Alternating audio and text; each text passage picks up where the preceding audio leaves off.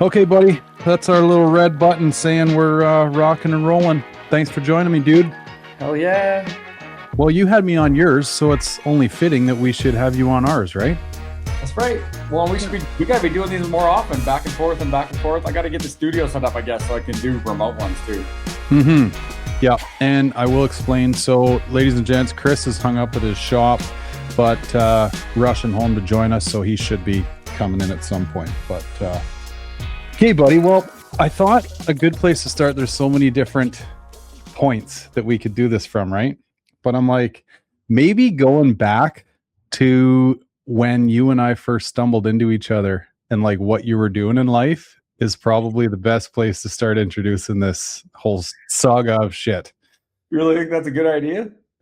Well, I mean, I don't know. Maybe not. We haven't been to jail yet, but I don't know if we should probably keep it that way. True. Yeah, because I moved to Lethbridge, Alberta in 99. And I don't know the exact year, dude, but like it was shortly thereafter, like maybe 2000 when I stumbled into you. Was it that soon? That early on? Because that was like right out of high school then. Yeah. Like, Yes.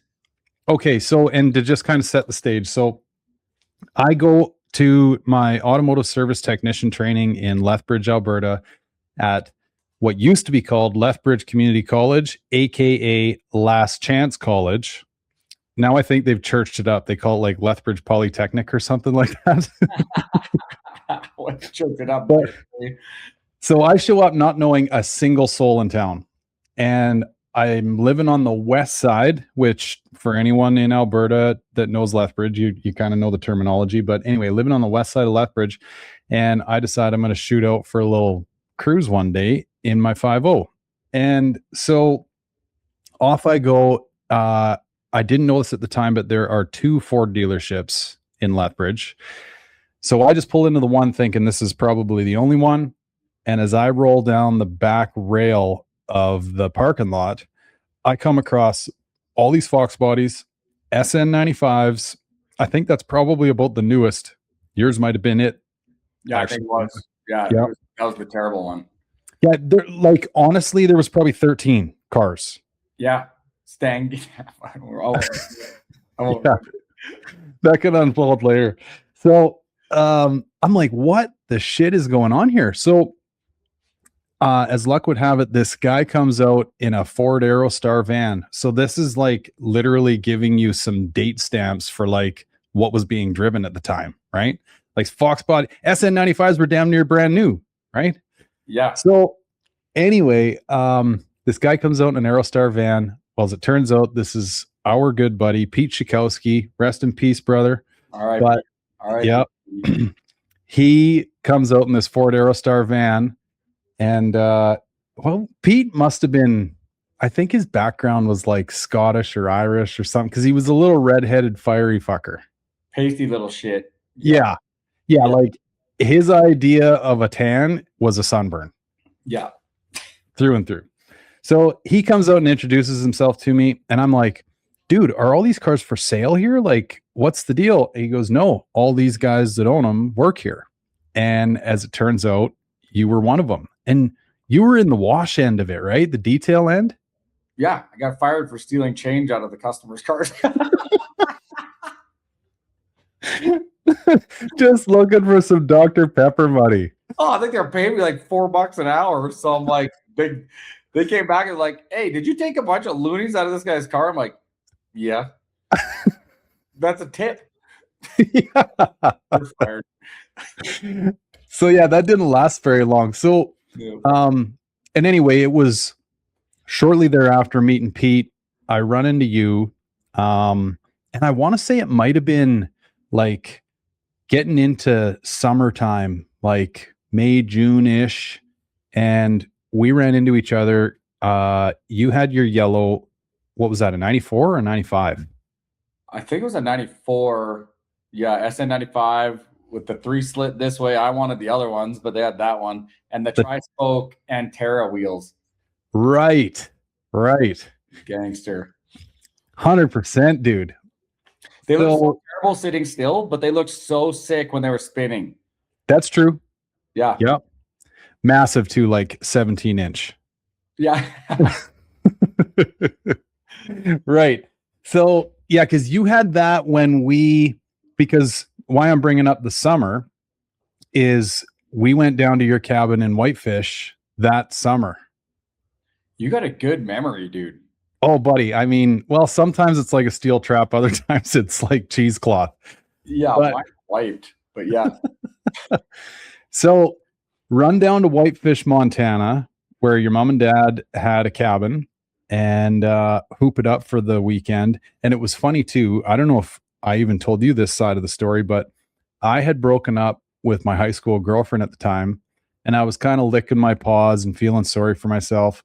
And then you called and said, dude, come on down to the cabin in Whitefish. I'm like, I don't know, like maybe I'll just sit at home and whatever, jack off. And then I'm like, you know what? Yeah, fuck it. Like, I got nothing to lose. Buzz down there, best time ever, right? That was like one of the best weeks too. I remember that. Oh, buddy, I had a fake ID. Out of control. Yeah. Yeah, buying beer and shit. Like, it was an absolute riot. Totally forgot about my ex-girlfriend that weekend. Mm-hmm. And so then, yeah, we unfold from there, right? You and I become tight buds. And then, but we lost touch for a while when you started working in the oil field. Yeah. Yeah, I was basically gone. Yeah. But you were doing import-export car shit for a bit before the oil field. Yeah, dad did it, and I just worked for him. He was buying trucks, some 100 units a month, kind of shipping them over the line. And so I worked doing that. And then I got hooked up. My sister started dating Kevin. And right. That's how I got into the oil patch, because I'm like slinging cars for dad, stealing change at Dunlop. Like, life's going pretty good. And my sister brings home this Indian guy. And she's like, this is my new Indian boyfriend. And I was like, the fuck it is. And I was like, I just heard about him. And I'm like, no. Because where we grew up, the Indians there, little rough. Like, nope. And he comes over, big ass dude, tough as hell, ornery looking. Ended up, we're still best friends today. He's like the best guy in the world. Yeah, heart of gold. Heart of gold, brother, right away. He's like, bro, we talked for like a week. He's like, I work out on the rigs. I'm like, oh, that's kind of crazy job, right? He's like, yeah. He's like, blah, blah, blah. I was thinking I was making like, I don't know, 40 grand a year or something then. And I'm like, how much do you make out there anyway? I heard you guys make good money. And he was like, yeah, I think like 180. I was like, come again? Yeah. And so that was back then. Like that's huge money back then. Like we grew up like middle class, and no one of my friends' parents made that much money. I was like, totally. I'm like, all right, let's go. Pack me a bag. And that was it. Next few years, yeah, out in the worst places of the world. Okay. So before we go there, dude, speaking of your dad's import-export biz, do you remember when he paid us like $50 each or something? Maybe it was $100 to drive those PT Cruisers from Calgary to Lethbridge. Yeah. Like, burgundy, boom. There was 3 of them, and me, you, and James Long. Yep. Yeah, just matching PT Cruiser gang. Oh yeah. Well, yeah. Now I forgot about that. I'm gonna call Dad. It's his birthday today. I'll be like, what were you doing buying and selling PT Cruisers? Me and Gary were just talking today. That, and why'd you let us drive them? Because those things were held to the wood the whole way home. Yeah. So oil patch comes into the picture, and at this time, just to give some more context to the car side of things, you had that black vert. Yeah, I sold like when I got out there. I might have been just before that, but yeah, that was a 99, and I wanted a coupe, but I couldn't afford it. And then there was that convertible, and I put the saline stickers on it and the wheels and straight pipe that bitch. That was the baddest car in Lethbridge for a while. It was sick. It was, dude. I can remember in Calgary riding in that thing. Like, I don't even know if my ass was properly in a seat. There was so many people in the back of that car. And coming across Bow Trail Sarcee and getting air. Top down. Yeah, like this is incriminating shit. Oh yeah, I know. Had the saline roll bar, no saline body kit or anything. I just put the stickers on the doors, slammed that thing, and put it on this like fake Cobra R5 spokes. Yeah. That straight pipe, we welded it in ourselves. Just cut like, bro, that thing did that not sound the craziest sounding car ever? Like everybody loved that car. It did sound pretty good, actually. Yeah. And it was, yeah, like hillbillied. Literally cut the mufflers out, put pipe in place of them. Yeah, those welds with all the drippy balls all over the pipe. Yeah. Okay. Yeah. So that car went up for sale when you went to the oil field. Yeah, I had to get a truck. So, or no, I didn't buy a truck. Oh yeah, I did. I bought an Escalade of 26s, and then I bought a blue M3. My dad's like, "Hey, if you go to the oil field, just don't be an asshole and blow all your money." And I'm like, "What? Why would I do that?" Literally, I worked there 2 weeks, and my first 24 hours off, we drove back to Calgary, and I bought an Escalade of 26s. Took a loan for the wheels. I'm like, "Oh, I'm rich. Don't worry about it." Like a month later, back in there, buy a blue M3. And month after that, roll the M3 and whitefish 14 times in the ditch. Oh, right. I forgot about this. Yeah. Yeah. Yeah. Like So almost at the cabin too. Like you were getting close to home. yeah. On that, like 2 turns before our dip off there. Yeah, it was like full, it just embraced the rigger, full rig stereotype. Buy all the shit, waste all the money, go party, roll in a ditch. Oh, shit. Classic. Yeah, classic oil field. It's true. Right. So, and how long did you do that, buddy? I think I was out there for, I want to say like 5 years. It was gonna be like 1 year, but it was a while. Right. Yeah. And I just, it was, I'll say this, it was shit work in shit places, really hard. But like Kev and the guys out there, it becomes like, it's like anything. You got 5 guys you work with all the time, you live with, and it's super hard and demanding. And it was rough. Like you would go drinking and fighting every week, every single weekend in some small town. There's like 6 people in the town. So every bar we'd go to, a rig crew of 5 guys, there's always the 4 local guys drinking and the 2 girls who are all those guys are trying to get. And then the 5 new guys come in and talk to the 2 girls. And then that's your fight. Right. So perfect every single time, like clockwork. And that was it for 5 years. But you become so close with those guys. That's why Kevin is still like, he's still the brother, right? Like, yeah. Mr. Court not around anymore, also RIP, rip. Mm-hmm. But me and him have stayed so close, dude. We just texted the other day. He's in Saudi now working on rigs still. Really? Yeah. Wow. Go from freezing cold to smoking hot. Yeah, he's a big boss man over in Saudi doing really cool shit. So oh, he's in the AC then. Oh yeah. No, he don't work no more. Right. Yeah. Big old pot belly. Nice. Yeah, I hope he sees this. He'd like beat your ass. Okay, so come out of the oil field, and then that's when the corporate oil field stuff starts. Cold bore, yeah. Yep. No, I worked for a few years learning private equity and venture stuff because I was going to start cold bore out of there, and some mentors said like, you want to start a business, but you don't know finance, and what you're talking about is going to need a lot of money. You have to raise money, so you got to learn that side of the business. So go work in an accelerator and raise money for other companies. So I did that for 3-4 years and just learned the PEVC game, how to do all that crap, and then started cold bore. Right. Okay, so cold bore at a high level, oil field technology company, but then as you kind of get a little deeper into the weeds with it, I mean, you were essentially recreating the way that you go about looking for oil, right? No. It was like, it's not, to be not technical, it's like basically you drill a well, you frack a well, you put it into production. Those are the 3 major operations for all oil and gas.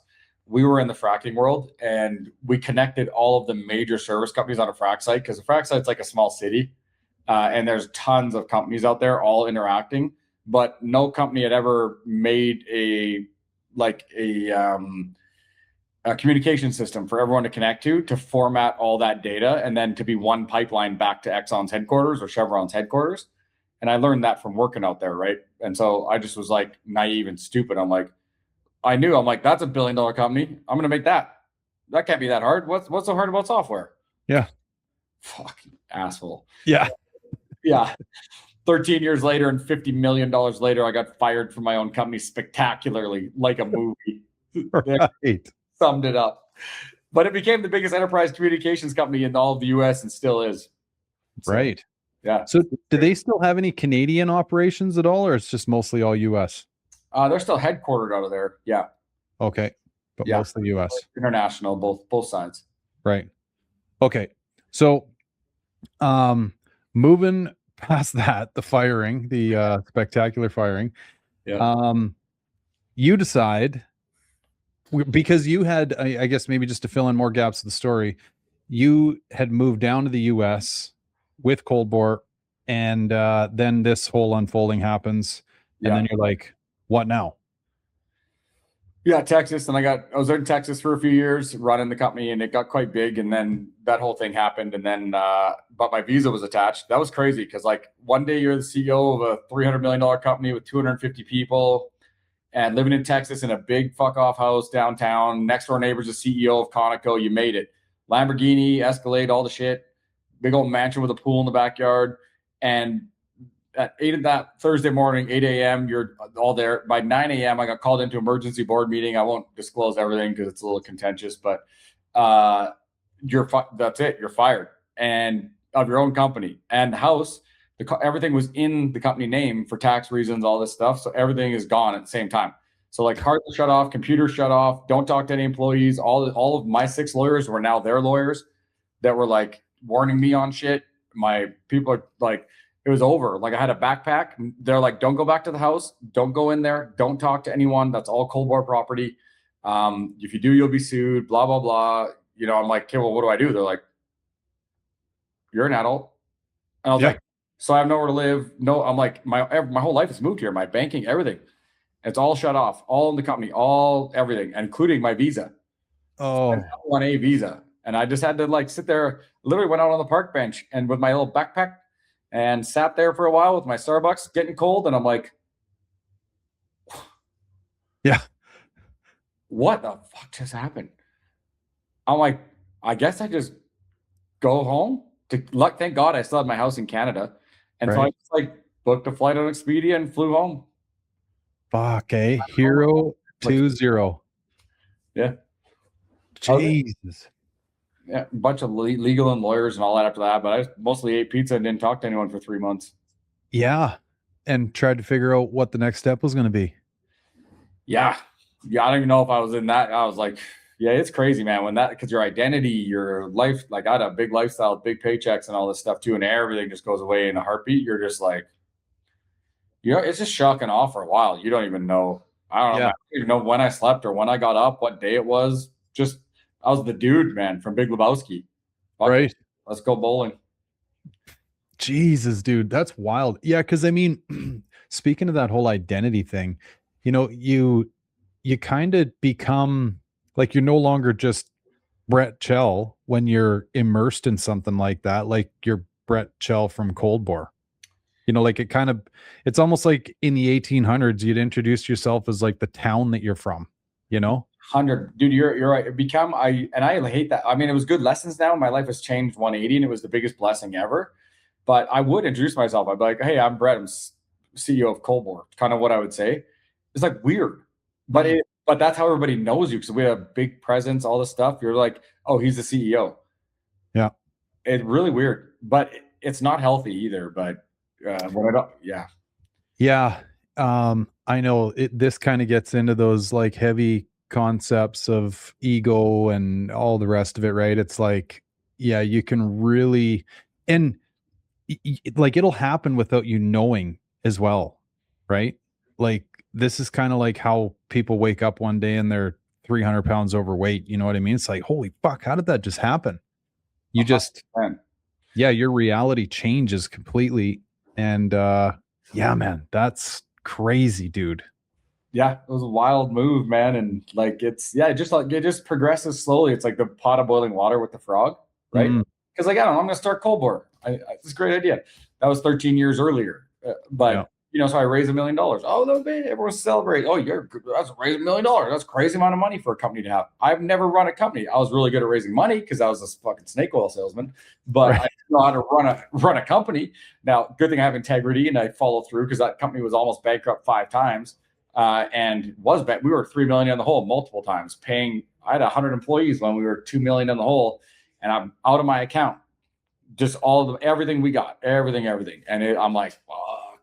But you got to stay in it for months and just scrape and scrape and scrape, and then boom, you raise another 5 million, and you're like, we're back on top, and then that 5 million's cooked in a year, and you're like, because it's growing so fast. And then I'm like, I don't have enough experience to know that how to scale a business and do it properly and watch out for these things. So I overscaled, got to re-raise again, and the next thing you know is you're just in this death spiral of financing with these private equity guys, and I own 10% of a company, of my own company, and I'm just got a job. Like, I'm a pack mule, everything. Wow. Yeah. That's a wild, wild world, hey? It is. Well, and then speaking of selling your soul, like, because here you are going to raise money at a time when you're like $5 away from broke, right? So it's like, if you were to go in and try to get a loan in the traditional manner with $5 worth of collateral, good luck. Yeah, no credit, no income, and $2 million in the hole. But a great idea. You better be good at selling. Yeah. Yeah. Selling a bit. Yeah. You're literally just selling an idea, and for like big dollars too. Big money. Like, but that's normal software stuff, honestly. Like, most software companies take like 6 years to cash flow, because software is so expensive, and that's changed now with AI. But back then, I just didn't know. I didn't know shit. I'm like, I'm gonna go do it, and then you're into it. But that's why getting fired, when I say it's a blessing, there's a lot of reasons, but I was not happy. I'm a creative. I'm not made to be a numbers reporter. And experience now, there were people telling me I should have listened. Once the company crossed over 100 million market cap, I should have fired myself, become an advisor, and hired a CEO that runs companies like that, because it's a very different personality. Right. You got to have a guy like me at the start, the visionary, the creative, all the things. There's no structure. They just invent things. That's what I'm really good at. Pull it all together, get people going, do all that. But that's a very different person than a company at 100 million market cap. That its success relies on systems, processes, and like clockwork machine. That's how those scale. But I've seen this guy. Yeah. And gets burnout, frazzled real quick.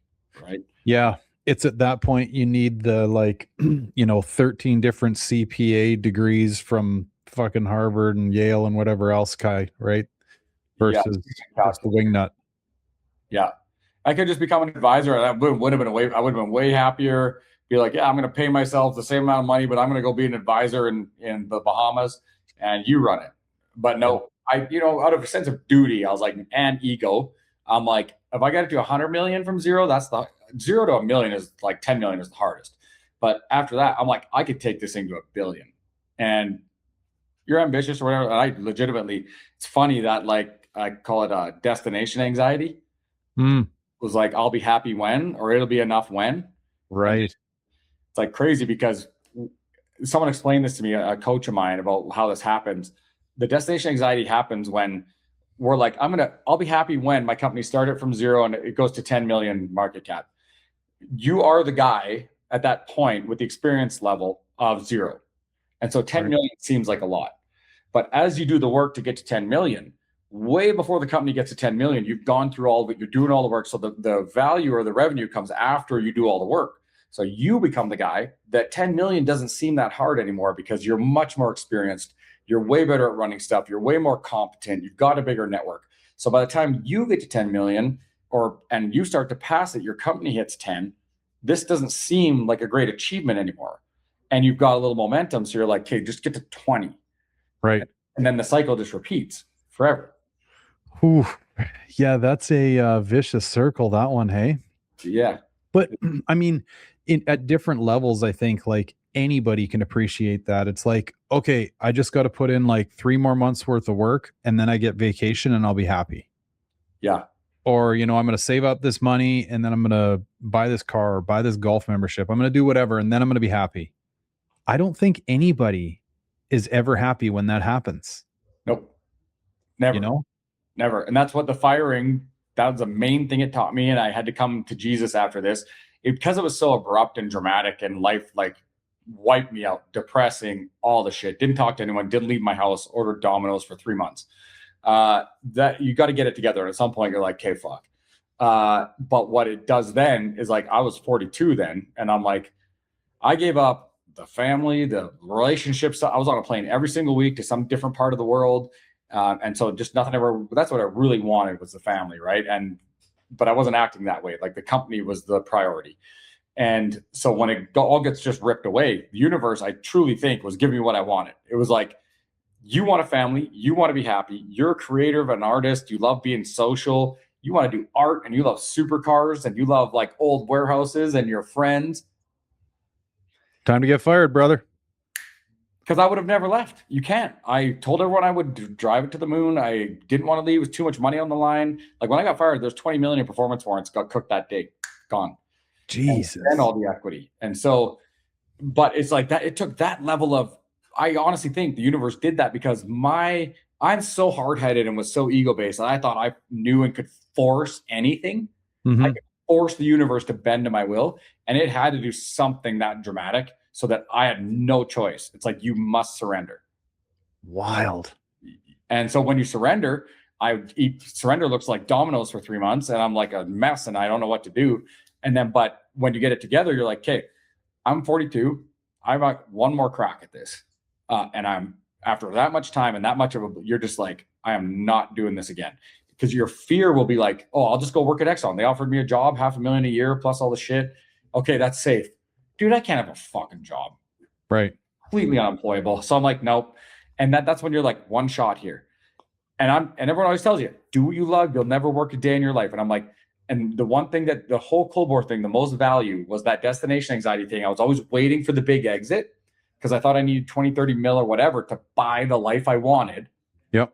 And then that boat never came in. It never came in. It would always 2 more years out, 2 more years out, 2 more years out. And meanwhile, 15 years of your life go by. And so I'm looking at this piece of paper when I'm sitting at my island at my home, and I'm like, it's now. I'm not going to do anything to make money. I don't care. I love supercars. I love art. I want a big old warehouse to do it in. I want my friends around. I like making content because I know there's scale in there and I can sell all the stuff that I do. That's what I'm going to do. Right. And I'm like, I'm going to do it in Salt Lake. And I told everyone, come get all the shit out of my house that day. I'm like, told all my friends, come get it. And they cleaned my house out, took all my Nikes, all my shit, just gave it all away, filled up my little white Range Rover, drove down here, found an apartment, started driving around and looking at buildings in a grid pattern to figure out where my warehouse was going to be. And that was it. Yeah. Great segue, brother. I can't fucking not throw this in there. Cause when you're like, what am I going to do if this doesn't work out? Worst case, you go back to stealing change out of ashtrays at the old detail shop, right? Hell yeah. Okay, so yeah, now this brings us to Bricks SLC, right? Yes, sir. And this all started, well, I guess maybe just to add a little more context too, ladies and gents. Well, maybe this is obvious. Brett and I obviously met in Canada, and he's now down in Salt Lake City. So he has gone through a similar process to myself. Chris, who texted me and said he's on his way home and he'll be joining us here shortly. But so he's on a visa like we are, doing the thing. And yeah, so what time of year, like when did Bricks all kind of come to be? So our podcast we did, just to pause for a sec, where you did the one in the warehouse right here. We sat here before when this place was getting finished. Yeah. I had a bunch of people messaging me like, we love that one. Like that guy, who's that Gary guy? That guy's crazy, man. Like you guys are crazy. The stuff you went through to get down there, and he brings his whole family, and like that was so interesting. I was like, I know. Yeah, dude. I can't believe Americans have no concept of how hard it is and what a risk and how much your balls are on the line. Like terrifying. Yeah. To do this. And they're just like, I can't believe for you, like it should just be like drive down here and you get you just work. Like, nope, not at all. It's very, very difficult. And I know because most people know the easy route being the previous administration's abilities to everybody in. Yeah. Come on in, let's go. Well, even back then, though, if you wanted, because actually, did you start during Biden to get down there? No, I just can't. Well, yeah, I did because I came down here a year and a half. No, sorry, 2.5 years ago now. Okay. Yeah, it took me about 6 months to get started just looking for stuff. Right. But so, like, just for the record, ladies and gents, like, even back then, if you wanted to do things above board and the legal route and, don't just jump the Rio Grande, like Chris actually was during Biden as well. Like, it's the same process. It's a year of your life. And yeah, you're literally putting it all on the line. A year of your life and all your expenses come down 35% exchange rate. So your net worth gets chopped by 35% right out the gate. No income. You get to come down and you get to spend $100,000 to invest in something, plus all your legal fees and everything, plus your moving fees, plus you can't have any credit down here. So everything's cash. Your first house, your credit cards, your cars, everything's cash. And you got to do that for a year. What I had to do is set the company up before I got approved for my full-time E2 visa to actually even own this company. I was consulting for another company down here. And then I had to spend all the money on this place, sign the leases, 3 million deep, all the shit, employees, start construction, show all the receipts for it, show everything, then take that to the border. And then they go like, yes or no. And that would be it. Like they say, no, yep. They did. They said, nope, we need a background check. And my heart like dropped. And then all it was like a week later, I gave my background check and it was like approved. But right. All that on the line prior to even knowing if you're allowed to stay. Yeah. And that many things like with momentum behind them already, right? Like you're spending money and doing things as if you're approved, but you're not. Right. And that's and to this, for this thing, like, because I had to do what I wanted to do. The only thing I can't come down and screw around. It was a full everything I have left. After that, it was literally everything. If they said no, I am literally losing my house in Canada too. Like, yeah. Who knows? That's it. Everything's gone. Yeah. Yeah. Yeah. It's something that, I mean, I don't know, not to sound too pretentious or whatever, but like it's almost something that I think everybody should try to have a little bit of a taste of in life, because it will, in a good way, harden you for a lot of other things that, might knock you off your pedestal here and there. This is like anything, right? If you want to do good at the gym, you got to pressure test yourself. You got to push, you got to do whatever. This is one though that, well, I don't know. I had no experience with. I mean, none of us did before we did it. Yeah. And looking back on it now, it's definitely changed the way that I approach life. Like, I mean, on every level, What's been the big thing for you? Same way. There's like at least 5 major things now that have, even after all the Cold War stuff, all the learnings and all the hardening there, which was a lot. This one was another level. And like, also your back's against the wall. I found a whole nother gear of risk. Appetite for risk is all in, and do or die. Or die. And so you're just like, got it. And then also like, you realize like humans are pretty adaptable. And if you got the wherewithal to do it, you'll find levels to yourself that you're like, never thought possible. Yeah, man. I know it's kind of true. It's almost like in a corny way, like Bruce Lee shit. You know what I mean? Like you really truly do. You don't know what you're capable of until you push yourself into that corner or that end of the arena or whatever. And I would have never thought any of this going into it, but I can definitely say coming out on the other side of it, it's something that, yeah, I think everybody could almost benefit from doing something like this. And I mean, because the funny part with this is the hard times don't stop once you're approved either. Like now, I mean, there's just so many little things I could make people's ears bleed over. Like, I mean, just as an example, I bring down my phone with me from Canada, and just trying to get your phone to no longer think that it's a Canadian device is fucking like days of shit. Yeah. Never mind. Switch your iTunes over. Yeah, totally.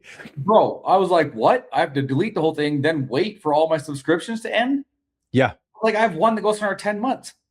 Yeah. Is real? I know. Buddy, here's a crazy one. So my Etsy store that I sell my 3D printed parts on, Yeah. it was set up when I was in Canada. And I thought, how hard can this be, right? We're just going to pick up the phone or get in a chat room with these guys and tell them, hey, I want to swap this thing over to an American thing. Long story short, you can't. All you can do is blow your old one up and start a new one fresh. Yep. I'm like, fresh? So you mean like all my review history, all of my sales, all of that stuff just goes away? They're like, yep. I'm like, what do you mean, yep? Like, no one fucking thought of this? No, but here's the thing, dude. That's literally your whole life. Like now, take that for credit. Yeah. Oh, I have 850 credit and I'm 42. I should have like you have 20 some years of credit history, lots of mortgages, card payment. Down here, I'm 12-year-old. Yeah. Nothing. And I mean nothing. I had to prepay for a cell phone, never mind a car loan or any, like I can't even get an apartment. Yeah. Like, no, you don't have any credit. I'm like, what do I need credit for? They're like, oh, who are you? I don't get my social insurance again, restart everything, cancel everything. It's like your phone number gets canceled, which then on all the things you have on all the softwares everywhere for anything for banking your whole life, 2-factor authentication after my phone was gone. Yeah. I spent weeks on the phone with people trying to like explain I don't have that phone number anymore. Yep. Buddy, I'm actually, I hope I'm at the tail end of all this, but it's so true that whole 2-factor authentication thing. You're like, oh yeah, sure, accept. And then it shows you the 2 crossed out numbers, and then your last 2, it'll show you what they are. And you're like, fuck me, that's my old number. Yep. No, this text just went into the abyss of the dark web. Yeah. And people are calling locked out. Their life is everyone. I don't know how to give people my new number. So there was like people I needed to get like notifications or texts or phone calls from. People are like, are you, I don't know. I just couldn't get a hold of you. I'm like, I don't think, how do I give you my new number? I don't know. Oh, bud. Yeah. It's really interesting. I know the credit thing. So what we've had to do is get this Discovery I think card. And it's literally where like if you've been bankrupt in the United States of America, this is where you start. Yeah. To try to rebuild. Yeah. And yeah, we've got like high school limits. You know what I mean? Like I think, well, it was all prepaid. But I know that there's a limit to that too. Anyway, I have a $500 credit limit on my card. Well, so here's this is like, you're going to get into this. Maybe I can help you out a little bit here too. You go, a lifestyle, you got a family and kids, same thing. Like I spend, I don't know, 20 grand a month or 15 grand a month to live. And that's the same, not going to change down here because it's Canadian money. And I'm like, so I get the credit cards to start all these things with these, like brokey limits. And they're like for 12-year-olds. And I'm like, okay, I got 3 credit cards now, all with this tiny limit. And I'm like, okay, so I'm trying to use them all. And I'm trying to pay for all my stuff and still live a semi-normal lifestyle. And I'm just watching it like a hawk trying to build my credit. Because I'm like, I can't have one thing go wrong. Because you have no credit. Any little thing goes wrong and it tanks it. Because you got nothing with it. And then so I'm being so careful. I'll buy something, pay it off, buy it, pay it off, pay it off, pay it off, buy it. And it's climbing up. And then I just get like a 60-point drop out of nowhere. And I'm like, what? So I call them and they're like, oh yeah, you're paying it off too much. Oh, I'm like, what are you talking about? They're like, don't go over. You get a penalty if you go over 30% of your total credit limit usage. So stay under 30%. I'm like, so $100 a month I can live on. And if I go over 30%, they're going to ding me. And which I do just to buy a sandwich because I have a fuel card. And then, but because I do that, I pay it off so I can use it again.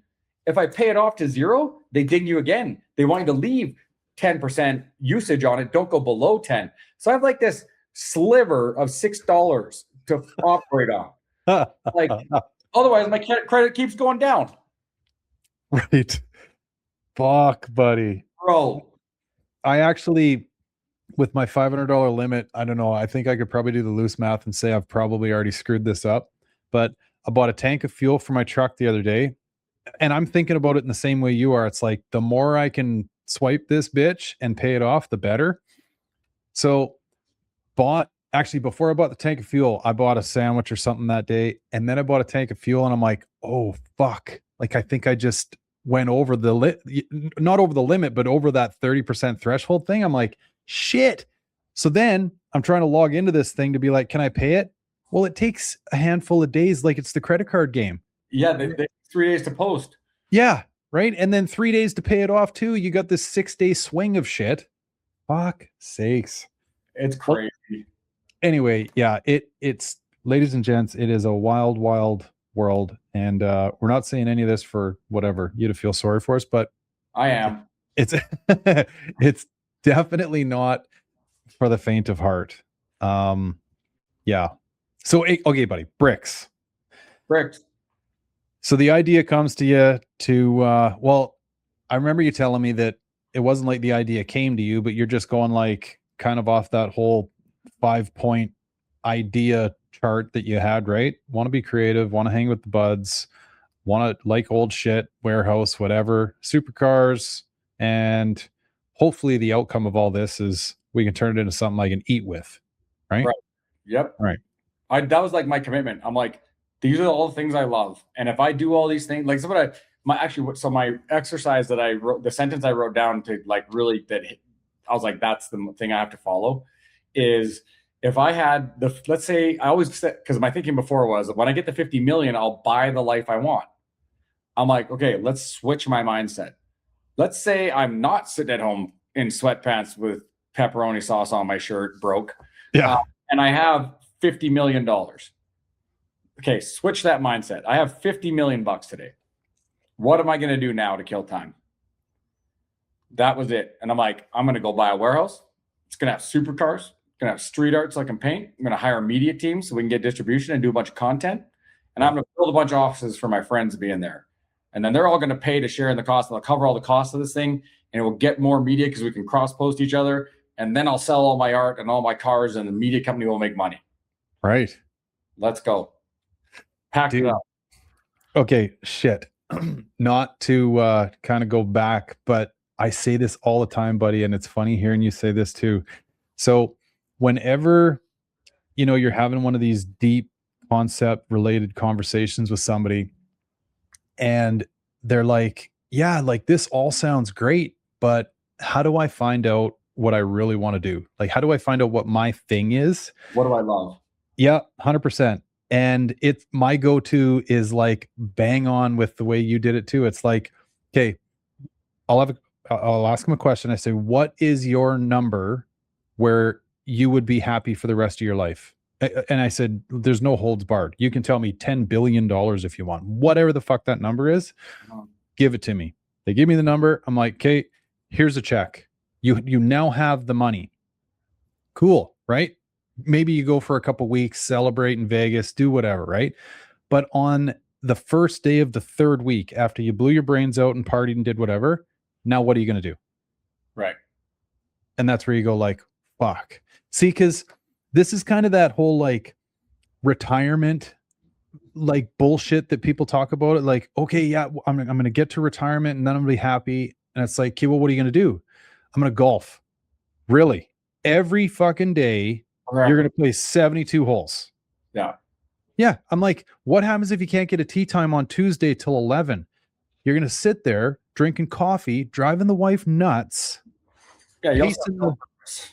Yeah. I'm like, it doesn't work that way. You need a thing. Yeah. And you gotta find it. That was the thing. The thing is like, if I had the 50 mil, I would have the cars and I'd have a warehouse and I'd be doing art. I wouldn't have any pressure and I'd just have fun every day. And then it dawned on me when I started doing this. I'm like, as I started building bricks and I'm surrounding myself with great people, are just showing up. The offices up top here sold out. We opened this massively expensive place to profit. Day one.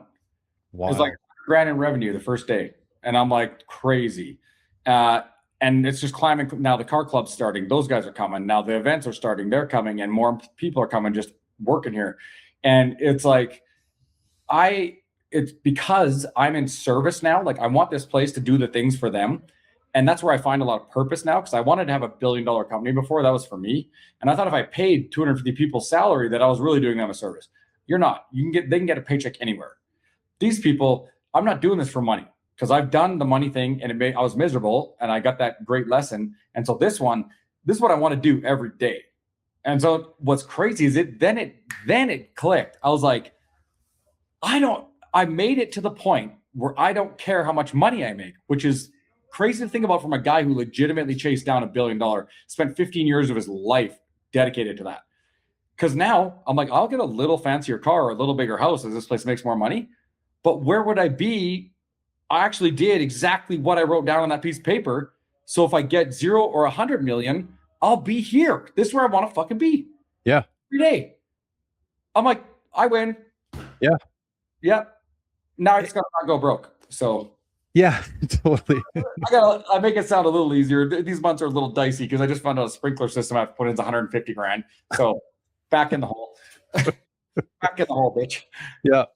Day 1 profit, day 2 in the hole. Yeah. That's entrepreneurship right there. Yeah, in a nutshell, it's true.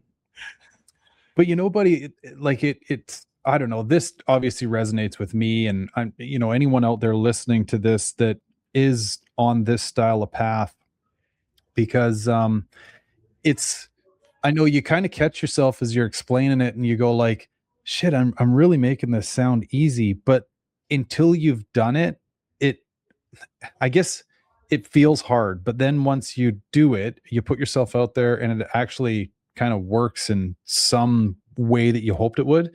It's like, fuck, like that wasn't as hard as I thought it was going to be at all. Well, because it's just like, I think why that is like, you just, well, I guess you're like, what, it was fucking hard. There's a lot of nights I sat here in Salt Lake. After I got here, I'm like, I did it. I drove down here. I'm going to go find a warehouse. And I'm like driving around for a week looking at warehouses. I didn't talk to anyone and I have no business plan. I'm like, I fucked up. Right. What am I doing? Uh-oh. Now I have, yeah. Now I'm going back. I had that thought, like, I'm going back. This was stupid. And I'm like, go back to my house. And I'm like, nope, sit. Make a pitch deck. That's what I should do. Right. About what? I don't know. What's the company called? I don't know. How do you explain it? Like, just do that. And then you do it for a day and you're like, yes, made a pitch deck. Okay, that feels good. The next day you're like, who the fuck am I showing it to? Yeah. What's it for? I'm going back. Right. And so it is hard, but yeah, what you realize after you just fucking sit in it, just keep doing it. Just do it again. Because you eventually realize you're like, what else would I be doing? It pass or fail. That's what I want. And so what else would I be doing? If I don't go for this, the thing that I want, I know I'll be fucking miserable and I'll go get a job and I'll fucking hate every day. Yeah. So that's the alternative. I'll take this short period of shit because I want that. People call it a dream life. I think it's just the life, like your life that you're meant to live.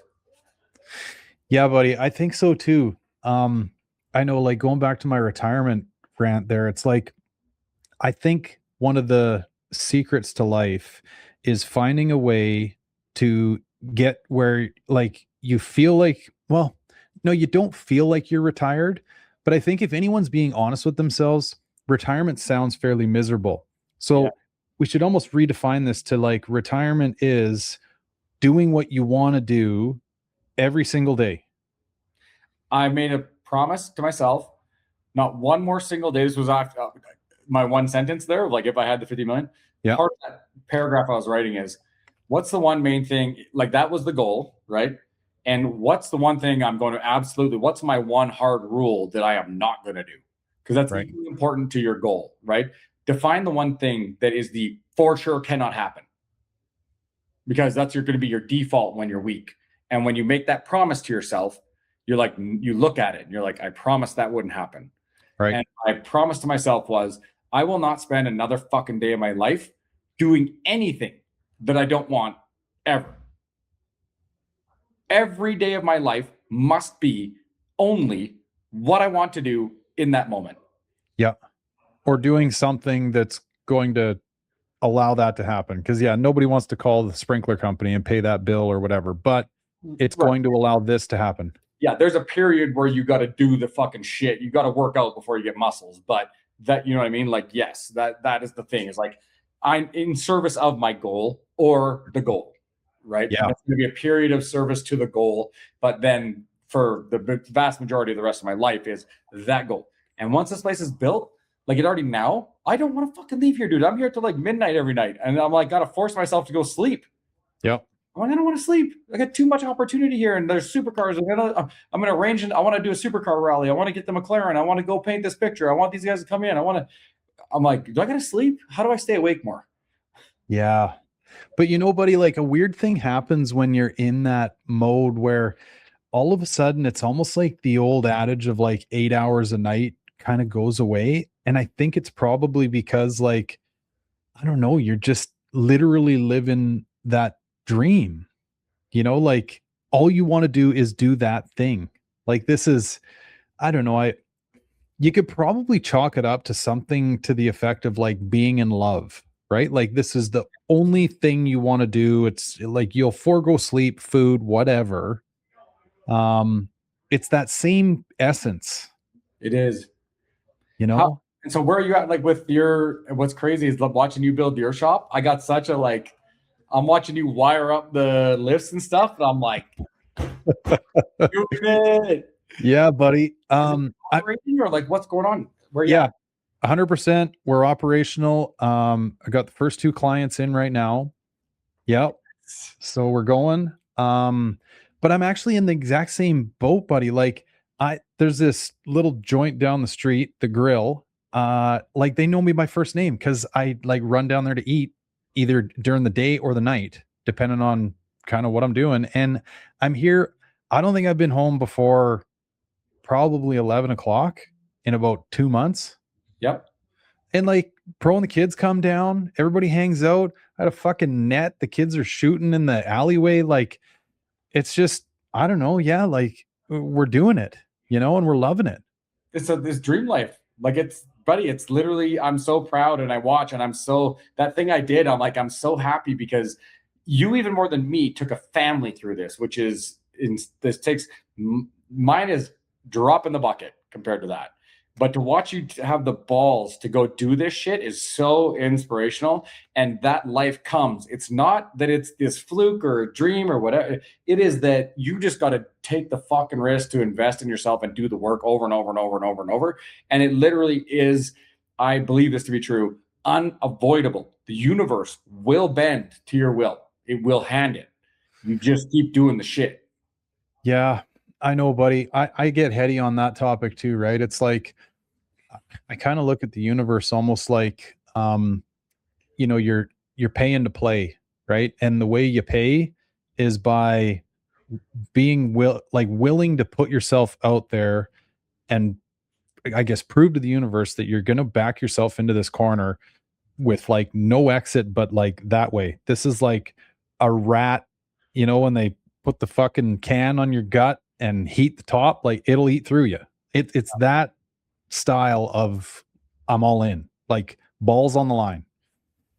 And it's weird because that is the most extreme example that anyone can think of putting themselves in life, and probably the one that's the most scary because you're like, I'm literally all in. Yeah. And it's at that point in time that maybe not like instantaneously, but somewhere in there, if you like maintain course and just keep proving that like you're all in, the universe goes like, bing, here you go. It, like in weird ways too, right? Yes. It's manifestation, dude. It's real because everything's energy. Us, me, you, this chair, everything's energy. Yeah. Everyone thinks about differently. Like me, I'm this individual thing that's existing in this environment. No, it's all one thing. It's all the same energy. It's all the same shit. It's one thing. And so when you plug that brain in, it's the actualizer. It just like, you just decide it's already done.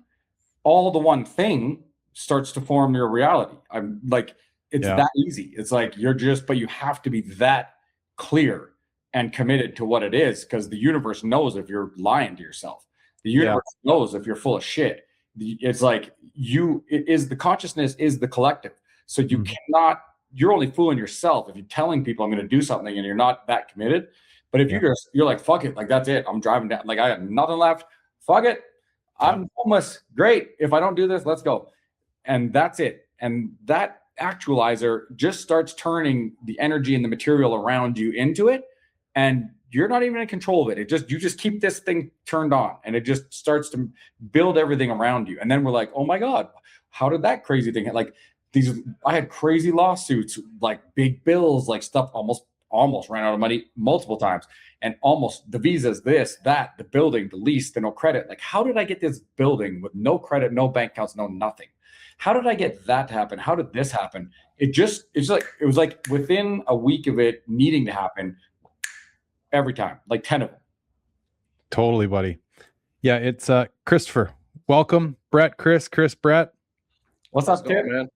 The brother, he's working hard tonight. So, but anyway, Man, joining us. Fuck does a podcast at like 6 on a Friday? Like, well, we got a Salt Lake City here. What a fucking asshole. You're coming in at the deepest part of the conversation here too, buddy. But I know you like these conversations because you live and breathe this shit too. But, Brett, I was going to say, like, metaphorically speaking, it's kind of like, it's that same sort of frame of mind that you have to be in order to like jump off a cliff, like where you're just, I'm going to just trust that like that water or whatever's at the bottom is going to save me, or I'm going to catch a fucking branch somewhere, whatever.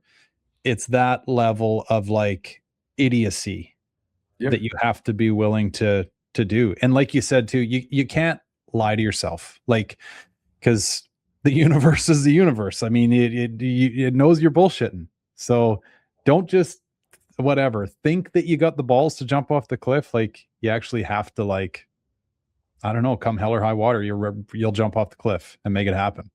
100%, brother. Yeah. So how do we catch Tip up, bro? How do we catch him up? Yeah, what cliff you jumping off of? Well, no, we're just kind of talking about, well, I see how much these sprinklers cost. I might be finding a pretty high one. So started off with a big intro, and then we've kind of fast forwarded through some life stories and whatnot to the Bricks ordeal of things, which is Brett's new adventure. And actually, that's Chris's favorite color over your left shoulder there too, Brett. Yep. Highlighter. It's hot. I love that color too. Yellow in general. Yeah. So, and we're just kind of, well, we haven't even really, like, I guess, officially heard the pitch of Bricks, but other than the fact that this is much like the two of us, right? His dream. And it was like, fuck it. I mean, how do I find myself in a place where every single day I'm the happiest that I could possibly be? Forget about money, forget about whatever. Like, it's all about being happy right now, right here in the moment. And hopefully, I'll still be able to feed myself and what have you. And you're kind of looking at the warehouse over Brett's shoulder there. But what is that thing, buddy? How many square feet and everything is it? 13,000. So the best way to describe it is like, you guys heard of a hype house? No. Oh, so hype house is where they put all the little influencers. They buy like a mansion in California, and they put all the streamer kids in one house so that they could all connect all their networks and blow up, right? So they're all streaming or Instagram or whatever, and they're all sharing each other. And then it just goes crazy because they all get, like, the node network effect goes nuts, right? Okay. So that existed. And I'm like, why don't people do that for businesses? It's fucking crazy. And so I'm like, and back to my list, I wanted a warehouse with the supercars, with art and a media team, and I want to do all that shit with my friends. So I want other offices in here so that they could all just satellite office from their main companies, and we can all have like a clubhouse where we have events and clients and parties and boardrooms and blend everything together. Like, I don't know how many times I was trying to explain this to people, and they're like, so it's a frat house. Yeah. Why do you have cars in your office? Like, what? Why don't you, idiot? Stupid question. I'm like, that's dumb. I'm not talking to you anymore. Put your cars in your office. But so it's like a hype house, but for business. It's a media company essentially. But I got 14 of my friends who are all successful guys. There's a mezzanine above me. They all have satellite offices. And we got conference rooms and media rooms and podcast rooms and everything we could ever want in here, and a full media team, videographers, editors, everything. And we record everything that goes on in here, from our work meetings to our conversations to business deals going on. A lot of business people in Salt Lake, real estate, cars, business, all that shit going down. We all record it. We put 8 hours a day of raw footage on a NAS server and then send that off to a clipping agency. They clip 1,000 pieces of content a month and post them on 10 live accounts. And we're blasted all over the internet. That all feeds back to the main account. And then my guys here on the team go look and see, out of all the top performing clips, who's in those that are in the house, and they go collab, and it just shuttles all the views and everything over to shows up on everyone's pages. And so we went from like, we've been going 4 months, and I think we did like 30 million views last month, and we just started the clippers now. So it's all like all the media is just to facilitate the visibility, distribution, and revenue for all of our either businesses, hobbies, or whatever, right? Personal brand, corporate brand, whatever. In my mind, I was like, we got the content verticals of the supercars, the entrepreneurs, the collective of all the people. Like, those are all the things that go viral. Like, why wouldn't this work? It's all organic. I don't know. So there we go. That's wicked, buddy. Send it. Yeah. Well, okay. And speaking of warehouse, well, when I was in it, I mean, it didn't look half as good as it does right now. And then prior to me showing up, it was abandoned. Yeah. Oh, yeah. This place was like no glass, no roof, no insulation, just tin walls, 80 years old, all smashed out. No floor. No gravel and garbage and crates and homeless people with shelters with like actual crap all over the place in this place. Totally abandoned. It's the only place I can afford. And I'm like, this is it. My friends here, and they're like, good luck. This sounds exciting. Looks lovely. Yeah. Yeah. Right. So then, but okay, one of the first guys that you kind of brought in to the offices upstairs or whatever, and fuck, I'm killing myself because he's such a beauty guy, but the contract fella. Contractor. Dev. Right. And man, he had a wicked story when we met him. Hey, like, what was he, from Hawaii or something originally? And Hawaii. Yep. Yeah. Grew up in the projects there, like for real, like poly projects. It's scary. You don't go there. And his mom would get different guys home every weekend. They'd be beating the shit out of her, doing drugs in front of him. He's 4 years old in his diapers. They're eating crackers out of the cupboard. He's feeding his little cousins. She'd leave for days on end when they were 3-4 years old, not come back. And he got on a plane with his mom, lived in a homeless shelter here in Salt Lake, which happened to be the first warehouse I picked. And I just met this guy, and everyone's like, you got to meet this guy. He's the dopest, most high integrity GC, young guy, 27. And he's like, oh, hey, Brett, what are you doing? I'm like, I'm going to make this crazy company. He's like, okay. And I'm like, come, let's go look at a warehouse. I need you to GC some shit for me. And he stopped before he crossed the road. And I was like, you good? He's like, yeah, I'm good. He's like, what's up? He's like, nothing, bro. And 10 minutes later, he's like, yeah, I used to live there. And it's like, right now, today, it's crackhead. Like, people don't walk down that sidewalk in that building is scary. And he would go in there every day with his mom, 4 years old, and sleep in that bed and then have to leave during the day because they're not allowed to stay there, and go like to the park and then come back and sleep there at night for years. And then he went in construction, grew up, started his own GC business. And now he did a few homes and did a reno on a Target. And I'm like, bro, I'm doing this thing. I'm not even going to shop your prices. Like, let's just go. And dude, he crushed this. And now he's got an office here, and we're starting other construction projects. He did 1.3 in revenue last year with all the people he's met, all these guys, because everyone in here is pretty high net worth. He's got 10 million booked, and another like a whole nother company started now, and like can't manage it. Good for him. Yeah.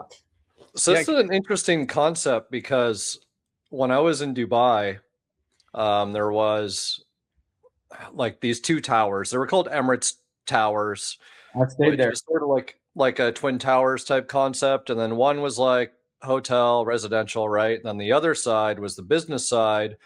And it was all corporate offices working on or specific for innovation and like B2B business development agendas and initiatives and everything online, right? So you had like Emirates Airlines, you had large banks, I was on the education sector side of things. And it was so neat having like, even when, I don't know, it's like, what the hell does banking have to do with airlines, or what does, one thing have to do with the other? But every type of business or every type of market has its own way of doing things, has its own audience, its own network, all of these things. And then like when you collaborate on these, it really makes for like interesting outcomes. And whether there's like an MOU that's signed or something a little bit more, specific or whatever it is, it's just like that networking is unreal because you never know. And it's not always about the business, it's the people that are behind it. And then you get all of these decision makers and this brain power all coming together to be able to solve and give you that outside of the box perspective. Because like, think of all the corporate, like Dubai is kind of different because like they're like exponentially focused and, you know what I mean? Like their growth and the way that they want to go. But like you take, I don't know, the way the DMV operates or a tax office, for instance, or any government office in this country. And then you like put that with something else.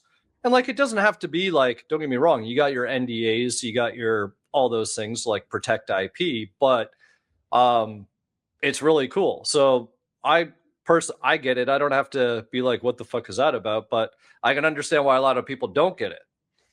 Yeah, just because it's a new concept that hasn't existed. But I had a great quote from a mentor once, because on my last company, I invented the thing too before it became cold bore, right? And you'd be out there pitching for years, and the majority of people are like, "Okay, great, well, good luck." I don't get it. I don't know what you're talking about. I love it. Like, good for you. Lots of energy, all the shit, and it's discouraging, right? You're like, "Well, fuck, I must be wrong." Self-doubt, all the shit, and you're gonna quit. And he's like, if your objective is to build a new thing that's never existed, right? And that's what we're doing here. And you start explaining to people what it is. If the people that you're explaining it to in the early days go, "Oh, I get it," then it's already been done. It's not new. You're on the wrong path, right? Look, you're on the right one. If people are like, "Great, I don't get it." Okay, then it doesn't exist, right? Doesn't mean you're wrong. That's when you have to have a lot of self-confidence, right? But it was exactly true with this. It's like a brand house.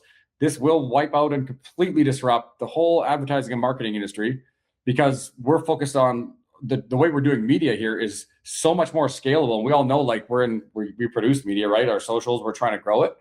I had businesses where I was paying 50 grand a month to try to do this. And you get marketing agencies that come and sell you stuff. But the problem is the business owners are looking for a result. They're like, "I'm going to spend 10, 20, 30, 40 grand a month. And what I want is conversion, right? I need to drive revenue."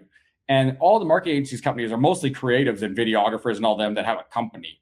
And they don't understand how to run a business. And so all they do is they go, "Oh, I can make you videos, 5 longs, 2 shorts, whatever, Instagram, TikTok, and with good hooks and good songs."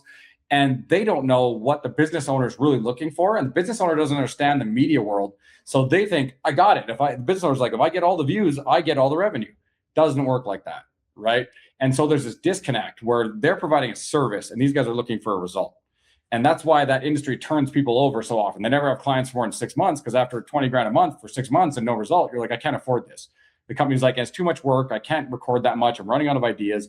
And so this one was built off that because I'm like, I got to build the warehouse, bring the people to me. My video team sits here. We record podcast, talking head, event, and all the other shit in-house. And the people come here. So now we record mass amounts of content and we don't have guys driving all over the place. And we got a great warehouse that's built for it. So every video looks prime. It can go viral. There's cool shit in the background. It's all lit. It's all sound perfect because you can't get that in your office. It looks like an accounting department, right? So you got those two elements. And then I don't want to have 40 staff that are editing and distributing and posting. So then these agencies that do clipping, they just set up 10 accounts for you. They have 100,000 people on retainer around the world. They go look through your content, humans, and they clip up new clips and generate new storylines and make the clip and give 1,000 reels and piece of content back to that agency that then manually post for you. So I pay 10, 20 grand a month, but I'm getting 1,000 pieces of new great content out of all of our raw shit. And I have 4 employees here. And now everyone's coming to me and all the card. And this thing is just going off. And now people want to bring, Ferrari wants to come in. And I'm like, "Hey, I have 30 million views a month. Instead of you paying 20 grand a month to that old industry, just pay me 10 grand. I'll make you 1 video and I'll collab you into our network and you'll get 2 million views on that video tomorrow." Because I have a tattoo artist that's my buddy. He gets 1 million views a video. He wants to tattoo someone in a Ferrari. Come to Bricks. We'll film it. He'll tattoo it in your car. When we're done, we're going to post it on both your accounts. He gets 1 million views. We get 30. We're going to connect you in and collab you, and all these views are going to cross over to your account. And it's all high distribution with collab cross that I'm like, there's your result. And they're like, I'll pay you all day long for that. Fucking wild, dude. Very cool. Yeah. Okay. What's the actually? Well, I want to hear the story on what's over your shoulder, and then National Super Trofeo champ right there. what is she? Sorry. That's a dude. Oh, he. I'm gonna tell him that he's a little midgy, but these are his cars right there. He's the state and national GT3 champ. Oh, really? Yeah, legit. Okay, Lambo, and what's the other one? That's a GTR Mercedes. That's what Verstappen is driving right now. Huh. Yeah, there's only like 60 of those in the world. That thing's insane. No shit. Yeah, they're like literally just carbon roll cage and nothing in them. They're legit race cars. Wild. Huh. So he's got him in there to get under. What the hell is that light called again that you got? The Carrera or something? Chimera. Yeah, that thing, we sat under it. It's fucking like sitting under the sun. Like, but in a good way. It's not like you're squinting. It's however that thing puts out light is wild. Yeah, that's what actually that thing came out. Anyway, yeah, it's sick. It's the cars under it is a cheat code. Oh. Nice set of titties on them. Dude, I honestly thought it was a gal with pink hair. Like, as I'm kind of squinting, it looked like somebody with pink hair. Man, you got to get your eyes checked, bro. I can't wait to tell him that. It's so good. You just had that birthday, you got old as fuck, and now your vision's going. It happens. It happens. Okay, so those are those two. But then as we were trying to glue this together, you're trying to cut a deal on something orange. They have it ready for me right now, and I was supposed to go pick it up, and I forego picking it up till tomorrow to do this. All right. Oh, sick. Yeah, so it's a tuned downpipe rift kit, Papaya Spark 720, 850. This thing, I drove it, and I'd never been a McLaren guy really. And I was looking at other cars, and he's like, I'll take the 720 for a rip. It's all tuned and shit. I was like, get on the road, put it in track. And I'm like, just step on it. And it's like first gear, it just shifts. Third, I let off the gas, and it's like, what? And I was like 140, and it never caught traction and got 140 with no traction in 3 gears. And I'm like, what the fuck?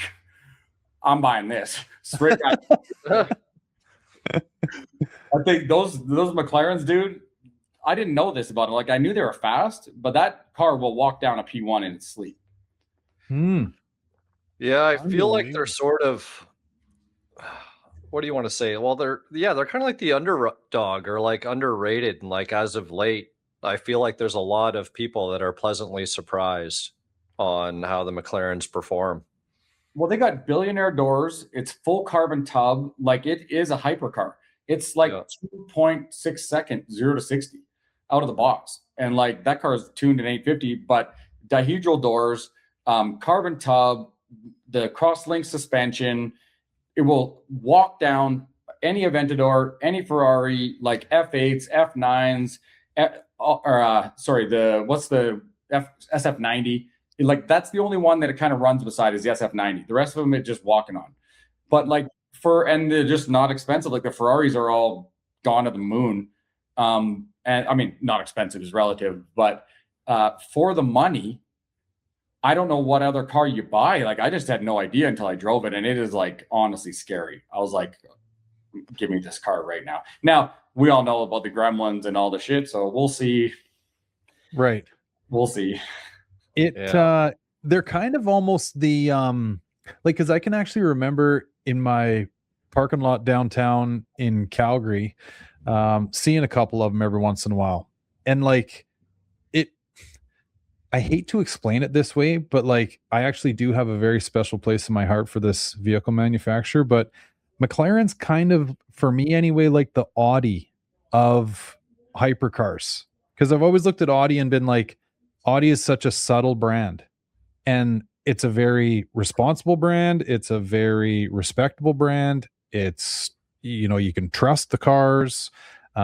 Shit just works. I'm surprised you don't drive a Volvo, dude. Well, I know I didn't want to go down. Yeah, Volvo wagon. I mean, your Like, LX. just everything you're saying, I'm just like responsible, everything like safe. Let's be honest. Your LX kind of looks like a Volvo. Dude, I would take a fucking RS6 wagon in a heartbeat. I love it. I love that. I was just at this guy's garage today who's like a mega collector here, like 100 million in cars, and he had a gray RS6 in there, and I was like, oof. That fucking gray too is just mint. Yes, blue calipers with the Nardo. Yeah. So okay, Audi's maybe getting outside of it because McLaren is a full race car, unreliable, looks like a spaceship, lightning fast. Fuck you, doors. It's the opposite. I had the R8. It's boring, quiet, smooth, works every time. Who wants that? Boring. That thing that R8 went like a rape tape. Well, not. But then I had the R8 and I got rid of it because it was too quiet, boring, smooth, and reliable. And do you have the V10? Yeah. Okay. Yeah. Oh yeah. I don't buy a V8. You kidding me? So. But I switched it for a Superleggera, and I remember taking my mom for a ride in the Superleggera, and you can hear the rocks hitting the fucking tub, and it's E gear. It's like, and she's like, it's like clink, clink, clink. She's like, this is a Lamborghini. This is a piece of shit. And she's like, take me home. Carbon buckets. I'm like, chef's kiss. This is what I want to drive around. Right. Gears for me. Yeah, they're a whole different world. Hey, I still remember a buddy telling me about getting an LP 640 Aventador. Okay, so all he could do to like stretch himself to the max to get this car, and I think when the 640 first came out, it didn't come with a roof. Like it was a, what do you call that? A Targa, right? And then they instantaneously go like, well, this isn't really going to work very well because, you know, we like to go for fucking cappuccinos and fucking coffees at 10 o'clock at night. And what if it rains? Right. So you're talking about the Murcielago then. Was it the Murcielago that? Yeah. Cause the Aventadors are LP 710s and they were hardtop convertibles with like panels. Okay. Murcielago had that rag that like, it was impossible to put that thing on, and it was a mess, and it looked weird. It was like a toupee that would sit on the top of the car. Okay, this is totally what I'm talking about then. Yeah, because it was an afterthought, right? They're like, if we get caught in the rain, we need something, right? Yeah. So anyway, he stretches himself to get this car, and it's all he can do to, you know, like get out in it. This was all in Calgary. Takes this gal out for a cruise in it. They're gonna cruise 17th Avenue, and then they're gonna buzz out to Banff, and they're all dressed up, gonna go for dinner down there, whatever. He's like, going down 17th Avenue, stop and go traffic. It seems like, even though this thing's not a manual transmission, it seems like I don't know how to drive a manual transmission. It's fucking bucking and it's jumping, and it's all this thing wants to do is run at like 8,000 RPM, right? So, okay, fuck it. Let's go to Banff. He goes, we get to where we're going, and me and this girl can't even hear anymore because it's so fucking loud when you're driving it down the road, right? And it only likes to be driven at 250 miles an hour too. So her hair is all over the fucking place by the time they get where they're going. And he goes, I have never owned something that I hate so much, but absolutely love. Because he goes, this thing, you cannot beat it wide open. He's like, it's as if there's angels singing. Well, I don't know about you guys, but like it depends on the person. But for me, that's the same thing. Like I got that thing if I want to actually get where I'm going and just, you know, hear things. If I'm going to buy one of these cars, I want to just feel like an asshole for a few minutes. Like just deaf, loud, dumbass that everyone sees driving is like, what a prick. I'm like, gone. Yeah. Why buy a sports car? Like, why? What? That's like all our 5.0s, bro. Chop those mufflers off instantly. Loudest farm trucks you could ever, like before we could afford cars. Yeah. I mean, it is kind of true, right? I guess the problem becomes, and so many people go down this road, is like turning, like a good old dusty, trusty, reliable 5.0 into this air quote race car. And then all of a sudden now you've got all the supercar problems, if you will. Yeah. Right. Even though these are two very separate arenas, but that's the arena you get into with them. And it's like, why don't you drive that car anymore? Oh, fuck. Like every time I take it out, it's this, it's that, it's whatever. Right. And now it's no longer enjoyable. Well, because you had those problems when you threw the Ken Bell on yours, right? Yep. Yeah. Yeah. Like I watch Gary's videos. I'm like, I know how much he loves that car, and he's been driving that fucking slow piss wagon for 20 years. He's like, a little more power, and that's it. Doesn't work anymore. 20 more videos trying to fix every goddamn thing on that car. I was like, I know that pain. I've rebuilt some Lincoln Continentals, and they are a nightmare. And I couldn't get it to go for more than a week without dying on the side of the road. And there's so many times I'm like, fucking drive that thing into a goddamn lake. Like, looks so good though. Dude, I totally forgot you guys had the Lincolns in common too, because Chris has got one that's just, well, whatever, blank canvas. Yeah. Oh, really? What year? I got 65 hardtop. I had 64 convertibles that I did 3 to the 9s, like bag tunneled, custom wheels, interior, got them. And every week, airlines over electrical problems, stalling. I'm like, just garbage. Good looking nightmare. Yeah. Dude, I remember going for a ride with that thing with you and throwing the kids in the back. And it was like you needed an intercom to speak with them back there. So comfy though. You definitely couldn't reach over and beat them if they were getting out of line. No. You'd throw your shoulder out. What color is yours, Chris? So it's Texas patina. Rust. Yeah. No, you know what? It's actually solid. Like I've got minimal rust in the drip rail and the trunk area. Like just a couple something that'd be sorted in an afternoon. Oh, and so I got really lucky. And yeah, I've got a whole 7.3 Godzilla sitting here and everything else I just need the time. yeah, see, that's what I want to do now. If I do it again, which I will, I'm going to buy a sedan and I'm going to do the B pillar delete because that looks... I already drilled those out, so those are gone. B pillar delete with your motor, all that patina is so sick. All you need is bags and good wheels on that thing with that patina. Yeah. Yeah, I've already got, I was speaking, should I forget his name there, over at Devious Customs. So I'll do the whole El Presidente kit on it and all that stuff, and obviously upgrade the brakes, do the basics that'll actually stop. And oddly enough, the interior is already done. It's got bloody guts, man. Like somebody paid to have all the door cards and the seats and everything else. All like, I'm not big on red, but red in old cars looks cool. It does. And do you get like, what color is the paint that's patinaed? It's like almost like a gray. Yeah, that's what I was gonna guess. Yeah, like like battleship gray kind of. Yeah. Metallic. Yeah. Yeah, and then the best thing about that is the best wheels. The wheels that look the best are the Detroit steel wheels. Oh, exactly. Yeah, I've been up there a couple times, talked to Adam and them. So yeah, I'll just throw a set of 22s on it and probably call it done, unless I want to go with the who's that guy that does the I guess large reimagined shit. Because like the isopropes or iso shit, I forget what they're called, but the guy makes them all like 22s in the ocean. Yeah, and you got to like order them a year in advance. He only does one run every year, and I think the last time I saw, they were like $5,000 for the set. So I'm like, fuck that, I'll go with Detroit Steel. Who's this? Who are you talking about? Isopropes? I thought those were those crab-looking things that were dinosaurs that lived in the ocean. Isopropanols. Fuck, I'm gonna look this up. I have it in an email. Isopropanol, that's the alcohol you wipe on a cut. Oh yeah, you fuck. What are those fucking isotopes? Nope, that's radioactive. Maybe that's what it is, yeah. Iso something. They are like a little crab dinosaur thing. Anyway, this is all right, internet. Don't fact check us, fucks. You know what else is rad? Speaking of guys that build over the top shit that I just met, I was at his shop. It's like 5 minutes away. You remember that show Bitchin' Rides with Dave Kindig? Oh yeah.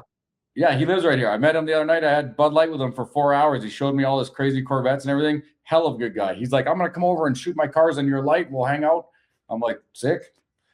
Post Malone lives 10 minutes away. His dad is partners with a guy in post Speed. It's like a custom shop for big diesels and shit. They were in here shooting customs, man. Salt Lake has some like sick car scene. No shit, hey. Crazy. And there's Koenigseggs here. There's so much money and cars here. It's nutty. Our Cars and Coffee goes every like second. There's like a million of them, but the big one, 2,000 cars show up like every second Saturday. And it's like, bro, SBJ after SBJ after Koenigsegg after the craziest shit. I'm like, I did not know Salt Lake was like this. Unbelievable, hey? Yeah, it's wild. Isotope. Isotope Kennedy style custom classic vintage wheels. So it's like the same wheel that was on Kennedy's car, but they remake them in like a 22. Oh, I know exactly what you're talking. And then the white wall is actually on the rim. Yes. Yeah. Those are really sick. Yeah. What do those cars weigh? Like like at full fight and weight, what do they weigh? 6,000? Yeah, they gotta be. I don't even know. They roll smooth. I know it only took 3 of us to roll it on the storage lift. And the bend pack didn't collapse, so you know it's less than 9,000. Yeah. So dude, it's like asking like, what do you get for gas mileage in that thing? Like 0. Yeah. Some miles per gallon. Yeah. So buddy, have you put lifts and stuff in yet? Because you're gonna do all that shit too, right? Yeah, I got some lifts just past the wall there. I'm just waiting to put the rest. There's gonna be 6. There's one in there now and another one coming. They're cool because you take the car off, you put these like wheels under it and let the lift all the way down, and it jacks up, and you can just wheel the lift around the shop. Dude, yeah. So I got that whole system on my 4-post, and so set it all up without a forklift or anything, just like an engine hoist and floor jacks and shit. I was really hillbillying it. And but I was like, fuck, I kind of, just the way it all came off the pallet, it was 180 degrees like from where I wanted it, right? I'm like, well, no big deal. I also got this caster kit for it. And I'd never ran one before, but like you said, super easy. You pin the wheel in, set it down, it lifts itself up. It's kind of weird because you sort of watch the towers lean forward and you're like, holy fuck, are we okay here or what? Yeah. Well, anyway, you get it up, and then, I mean, they're heavy, like, you know, all the steel and shit in one of those lifts. I mean, I don't know, they got to be well over 500 pounds. Oh, yeah. And maybe 1,000, you know, I don't know, somewhere in and around that 500 to 1,000 pounds. Well, they will roll, but kind of like a fucked up shopping cart, you know, like the casters don't want to track. And when you're one man moving it at 11:30 at night for the very first time, that fucking thing started taking off towards the wall on me. I'm like, oh no. Like, I got the Fred Flintstone brakes on. I'm trying to get it to fucking stop. Anyway, once you kind of get the feel for it, you know, you can bump it a certain way and it'll move and you kind of get a feel. It's good. But I honestly thought it was going to be a little bit easier. But if you had somebody on each end of it, yeah, 100%, you could wheel that thing anywhere. Yeah, get those little crotch goblins out there, your mini employees. I know, right? Go move that shit. Yeah. What am I not paying you for? I think they'd find a way right in the middle to be like, oh, wait, I got to call my friend. And I'm fucking doing a 30-mile-an-hour swing with it. And yeah. But no, that is a slick system. What kind of, I'm assuming you got Mustangs, Chris. Yeah, I got a few. Was yours that sick clapped out blue one with the red spoiler that Gary did the road trip with? Oh, yeah. Yeah, the ship box. Yes. I love that car. It's so good. That's the patina done right. I was like, oh, that's sick. When I saw Gary, I'm like, I like that car. That's cooler than one that's painted new. By far. Yeah, that car definitely got a lot of attention. Well, I guess just a lot of relatability, right? Like, Fox bodies are generally pretty clapped out. Oh, yeah. That's what I mean. Like, that's what's so sick. You put a good motor in it, like, get that thing, bring it back, but don't do the paint. It's so sick. I loved it. Yeah. It was one of the funnest cars to work on because you just didn't give a shit. Yeah. Like, you did, but you didn't. It wasn't like you're like, oh, can't lean on this brand new paint. Like, fucking tools on the windshield. Like, it didn't matter. Yeah, but it's like a piece of art. It's like that's got so much more character and so unique, and like the story with it. It's like if you got a Rolex or something and it's your grandpa's Rolex and it was been beat to shit because he was like welding with it and smashed it. You don't want it refurbished. I want to watch how it is because it's got the story in it. I want it to work, but I want to leave the patina on it because that's the story. I loved it. Okay, here's a good story for you about that car, buddy. We're, I don't know how many days into like trying to make that thing respectable so we can drive it all the way up to Detroit from Chris's place in Texas. And we went to pull one of the rear panels off the kind of quarter window area, and it's late at night, it's dark out. Panel comes off, and out comes a button-up shirt, a pair of jeans, and a piece of paper.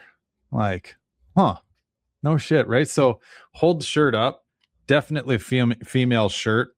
I got into it like about here, right? So very, very small shirt, small pair of jeans, and then we get to the piece of paper, start unfolding it. We get, I think the first thing that kind of had our attention pulled over towards it is like busty, doesn't matter, or I don't know if I'm maybe like filling in the blanks or any hole, like something to that effect. We're like, what the fuck is going on with this piece of paper? Phone numbers, names, addresses, all gals. And exits off I-35. And their specialty. Dude, a total pimp mobile. Like, total pimp mobile. We're like, amazing. Where's that piece of paper? Framed, I hope, with a picture of the car? Well, no. I don't know. It ended up on your toolbox, and then I think we were like, you know what? This could be like criminal activity. Like we, now our fingerprints are on this shit. Like, let's shred this thing. Yeah, right. In the bathroom, Chris Gary's like, my wife listens to this podcast. Gary went straight to Walmart, got a burner phone, and started texting. dick pic. Let's see what responds. Yeah. Oh yeah, that car had some history, dude. Like, if that thing could talk. I can't believe you didn't keep that paper. That's such a good story. You should have had that framed with a picture in it. And the car might actually still be in my toolbox. It's like a secondary toolbox. It just has, like random nuts and bolts and shit. In fact, our badge that we got that actually said Shitbox Edition is like up in the one junk drawer somewhere too, because we actually forgot to stick it on. And I know that's still up there. I'll have to see if that paper's still there or not. Do it. Yeah. I want to see. That's such a good story. And then like the car's name, I don't know if it has one, but you have to pick one on that list. Well, we call it the Shitbox Fox, but that's true. It could get a like your elements. Yeah. But Shalila or whatever the fuck is on it. Yeah. No, that car was something else. Dude, it sold on Bring a Trailer too. Probably did well. Did okay. 10.5. Yeah. Yeah. I mean, depends who's cost of parts, really. Yeah. Yeah. But that's a cool car to buy. Do you know where it went? It's actually in Dallas. The guy wants to sell it. He reached out to me and asked if asked if I was interested. And I'm like, I've kind of had my time with that car, but send them over. I think if anyone could really bring that car back and hype it up, it'd be you. You should buy it. And you should have it right next to that Lambo, and you should do some weird collab. Like, you could probably waffle that motherfucker for $100K. Easy. I'm like, you should send me the guy's thing. Who knows? Maybe I will take a stab at it. I know what he paid for it now, so I'm gonna. He said he just wants out of it what he paid. Send me his info. I'll get him to send me pictures and look at it again, because I got a space for it and a cool spot. This place is like it's all 4 cars and stuff. I haven't showed you, Gary. I show you that SVJ those guys 3D printed in Dallas, and they're bringing it up here. No. Oh, I gotta send you guys this. It's crazy. These guys have like these giant 3D printers, and they 3D print 1-to-1 like full supercar body. And I'm not talking like the rough, bumpy 3D print. Like, it looks perfect. Looks like an actual shell. And so I'm like, bring that up here, and I'm gonna paint it and turn it into automotive art and sell it to rich guys to hang in there, like graffiti it all up and then you can hang them in your shop. Well, like $100,000 for this thing. But look at how, I don't know if you could be able to see, but Oh, I saw that. yeah, I've seen that on Marketplace. somebody had that posted on like Marketplace or some shit. Yeah, that's where I found it. Yeah. Yeah, I bought it. So they're printing me a 3D F40 LM now, and I'm gonna paint those, graffiti it, and then they can hang them in their shop. How sick is that? If the guy's like, I want my race livery or my color, whatever, you just paint it for them and they hang it in their shop. Huh. So Yeah. essentially, it's like a plastic tub of whatever supercar. 3D print the tub, the dash, the door outers, inners. Like they got this crazy program where they have all the cars in it. And I'm like, dude, you guys is so sick. And they're like, yeah, we're gonna do it for molds for body kits. I'm like, that takes more work because it's got to be structural. Like that's way harder. Just do this. It looks good for art. We'll just brace it up on the inside. They fiberglass it after, sand it, body work it. The guy's a body guy, so it comes like primed, perfectly done, no lines. You'll never know. They're bringing it up next week, so I'm going to get my hands on it, and we'll see. Huh. And they're down in Texas too? Dallas. Huh. Wild. I wonder, like, I guess they're probably printing like individual pieces because, like, Yeah. to think about the size of that printer to print a whole car. I mean, shit. Yeah, he bonds them all together and then body works them, sands them, finishes them, primes them. Perfect. It's like all fiberglass. And then they'll make a mold out of it and they can make you carbon fiber ones. Jesus. Huh. Are they expensive? I think what I paid about $10,000. Huh. Yeah. I mean, yeah, like when you think about it, it's not bad. I mean, it's probably mostly just the guy's time. Like you think about him body working that whole thing. Dude, we've all done body work. I'm like, that's like Napoleon Dynamite counts as change. He's like, that's like 30 cents an hour. Yeah. It's like, whatever. Huh. So it's funny because I showed a guy here who owns an exotic dealership, one of the bigger ones here, and I was telling him, I'm like, all hyped up, we're gonna be partners. He's putting some cars in here, and I'm like, yeah, I got these 3D printed ones. I'm gonna graffiti them. Like it's gonna be a new thing, like automotive art. I'm gonna sell them for $100,000. And he's like, done, sold.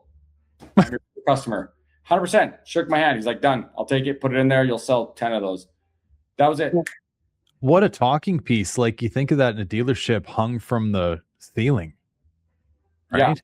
Yeah. I think it'll be a thing. Like I think Because what was that supercar that the dude had to like remove panes of glass in his apartment and then they like helicoptered it up with straps and then I think he had it like side mounted, so it was like a divider.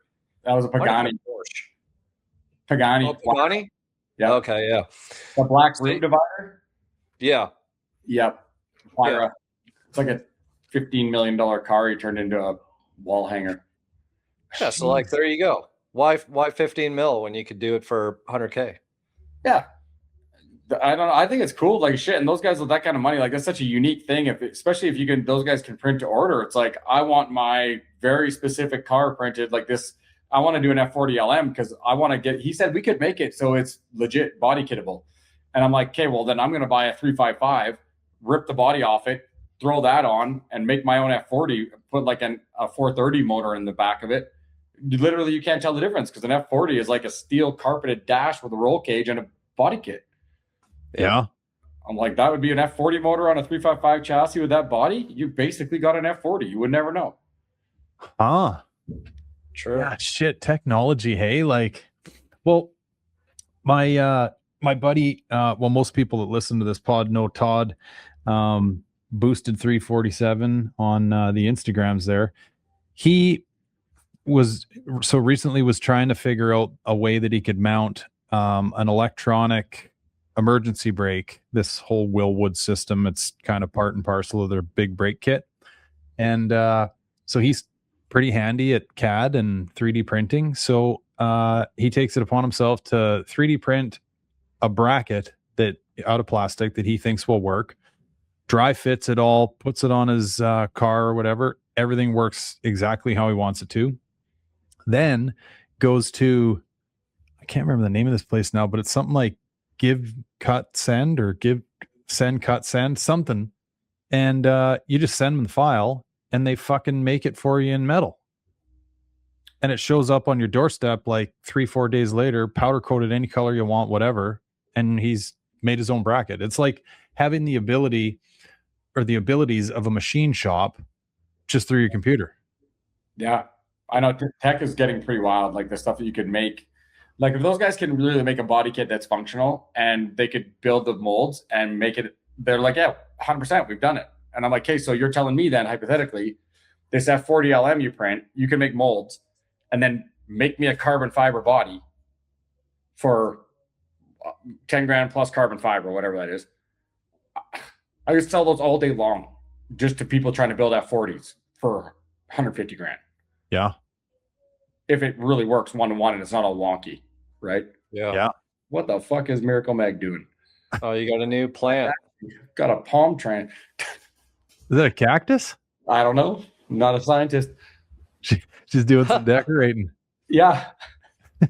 Okay, well, maybe that's why I thought Buddy was the gal. I kept seeing somebody with a bright. That looks nothing like the guy did. No. Fuck, I gotta pay for more internet or something. I'm only looking at this through 720 or something. I don't know. Well, dude, I'm super pumped for you, pal. Like, you know, getting the tour with the wife and kids there when we came through, that was wicked. And hell, I don't even think you had a railing on the mezzanine yet. No, it was just bottom frame. Yeah. Yeah. When was that? Beginning of March. Really? Yeah. Dang. We cooking. Yeah. Yeah. Because like it's fully operational now. Like you guys are rocking. Yeah, basketball court's the last thing. It goes in next week, like custom black basketball court with glow in the dark lines. It's sick. Nice. Then a few more lifts and that's it. Right. Yeah, it's got everything in here. It's pretty much done. Everybody's moved in too, like all the tenants. They're doing it this month, halfway, I'd say, but they're moving a lot of them are getting custom furniture made and all that for their spots. But the sprinklers, that's what's there's no line from the road. So that's where the money's coming from. We'll see. We actually don't know where the money's coming from, but that's what it's going to cost. And they won't let you just run with a garden hose and buckets. No, that's what I said. I'm just going to get those sprinklers, like and then 8 of them in here, white t-shirts only, problem solved. Yeah. What's this for, like fire suppression? Yeah. Utah's not Texas. If this was Texas, I wanted to have poker games and just have friends over and gamble and drink. And nope, no drinking, no gambling. You'll get shut down immediately. And as soon as you go over 100 people, full fire suppression system in that building, or you're big trouble. See, if you're more than 10,000 square feet, you need fire suppression. Yes, and I put the mezzanine in, which put us over 10,000. So that's shit. Huh. So like, is it? Well, I guess it was just a shell when you showed up. So there's nothing even ran. Like you got to run pipes inside. You got to run something from the curb, or not from the curb because it doesn't exist. Something from somewhere, wherever. Yeah. Some other county. You got to dig a fucking line in. Dig a well, bro. They had to run, because I'm in the industrial area. They had to run a fiber line from 4 blocks down on the telephone wires to get me internet. Really?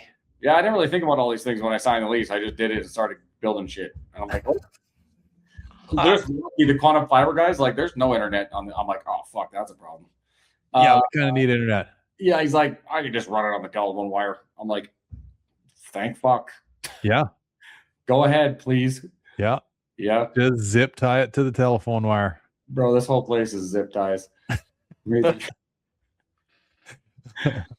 Yeah, dude, I'm super excited for you. It is a wicked thing. I know. I think when you first hear of it, because like there's, like you say, other than calling it a brand house, which doesn't even really explain, well, it doesn't explain it at all. But it's not until you get like the pitch, right, where you're like, oh, huh, no shit. Yeah. It's like anything. Like hockey stick doesn't mean anything either until someone saw the first hockey stick. Yeah. Take a little time. That's all. Eventually you can go, oh, brand houses? I know that idiot. There's this autistic friend of mine. He made the first one. Yeah. Maybe a kind of a corny analogy, but like the iPhone, right? Similar idea. It's like, who the fuck wants a screen with no keyboard? This makes no sense. Yeah. Right. It's first thing, it's a little weird when you're starting it, but people slowly, once they get it though, it's like, it's cool, man. It's fun to watch people where they're like, I don't understand. And then when they get in here, and then the moment when they're like, oh shit, that's kind of crazy. That model works, and you get a bunch of supercars. Yeah. Like sick. Yeah, it's fun to watch. Yeah. Nice. Yeah, buddy. I'm looking forward to seeing where this all goes for you. And I know we got to do lots more of this. We'll me and Chris will get on a plane. We'll come up and see you. Dude, May 9th, next Saturday is the grand opening. We're having a whole bunch of shit going on. You guys should get on a plane then. Nothing like lastminute.com, hey? Do it. We got, buddy, some of my members got some crazy shit. They're going to bring down a P1. It'll be here underneath the light. I think a 918. My McLaren, these two. There'll be some other ones too. I'm not sure, but we got some heavy hitters coming in, and then DJs. We got a whole bunch of lights in here, so this thing turns into a nightclub at night. It'll be fun. And then there's a little car rally going on. They're going to come here at 10 o'clock at night and shut it down with us. Just pull all the Aventadors and everything right in. Right. It'll be fun. Here's an idea. If you decide you're going to be the third owner of the Shitbox Fox, we could road trip that fucker over for you. That's a good idea. There you go. Right? That's a good idea. Okay, Chris, connect me with that guy. I want to look at this thing again. All right. I'll find it. I'm pretty sure you might even have it up on Marketplace. So I'll find it. I'll get the info for you. Okay, sweet. Is that stuff in Dallas, that guy? Yeah. I'll have the SVJ guys stop by and load it up underneath the SVJ. Stack it. Can't scratch the paint on that car, bud. Yeah. Sweet, buddy. Well, yeah, thanks so much for doing this, dude. Appreciate it. And good luck getting that car tomorrow, too. Yeah, thanks. You didn't text me, so I don't know. Just guess you send them money and then they just let you know someday. Yeah. Go show up tomorrow. All the doors got newspaper over them. Yeah. Gone. Yeah. That's awesome, buddy. I'm very, very stoked and inspired too, buddy. And just watching you set up that shop and you got your first Fox in there, the white on white on white. Like, what a great car to have in there to start. Yeah. I'm just like, damn, I'm so proud every time I watch all that, buddy. It's just, nobody understands the one-man show of ground up, all in, self-funded, like immigrated. It's wild. Yeah. Yeah. It's a lot of fun for sure. I hope in whatever way, shape, or form, like I was saying earlier, that other people can kind of push themselves to those crazy limits and kind of prove to themselves that, like, yeah, you know what? This game of life is a lot of fun. And the harder you kind of poke at it and push it, the more fun it becomes. Absolutely. I really want to get your car up here too to shoot under that Chimera. So at some point we got to get the LX. I want to see that thing. It would be like such a throwback to go for that thing. Yeah, it's a little different than the last time you drove her, buddy. That's for sure. Yeah. How long would it have been? Ooh, that would go all the way back to the life jackets on the moped days. Oh, fuck. Remember that? Probably like 2003 or 4. Oh, shit. So we're talking like uni days type deal. Oh, yeah. Yeah. Way, way back. Invermere, probably the last one. Yeah. Yeah. It long time ago anyway. Well, hey, it might happen because I know Tom is gung-ho to go to Cali, and I think I have him convinced to ship his car here. And I told him, I'm like, I will drive to Cali one way. So I'm like, ship your car here, we'll drive to Cali, and then we'll ship them back from there, fly home. Or I just bring the Mac and blast out to Tennessee. Or that. That'd be a fun road trip. Yeah. And I'm going to do that because, dude, I want you to drive that thing, and I'm going to record your face. It's violent. Like, we drive fast cars. We're drivers. We can drive. I was like, oh, nobody needs this. Nobody needs this. Except me. Right. Just a spaceship. It'd be fun, buddy. I'd love to. Take Perp for a ride on that thing. She's like, no. Yeah. No, okay. Well, let's figure some shit out for sure. We'll make something of this 100%. Okay. Well, I'm gonna make sometime for next year. We're in the planning. So Derek being these guys, their buddies on the racetrack. like they're all race guys. They're exotic car dealers. Like it's all the guys around here. I'm going to put together a rally to go from here to the East Coast that we do yearly, like a gumball. And so when we get that thing organized, then that's a time when we're all going to get together for sure. We'll make sure we pull it through the Smokies and down through Tennessee and all that. Yeah. Oh, that'd be a beauty trip. Yeah. Yeah. Okay. Beauty, buddy. Well, thanks again, pal. Appreciate all this. And yeah, good luck with everything, dude. Same, buddy. Chris, pleasure meeting you, bro. Yeah, man. You too. Yeah, we'll see you guys up here soon. Hopefully, we'll have you over at Bricks. Okay. Sounds Deal, good. brother. Okay. Thanks, bud. Bye, guys. See ya.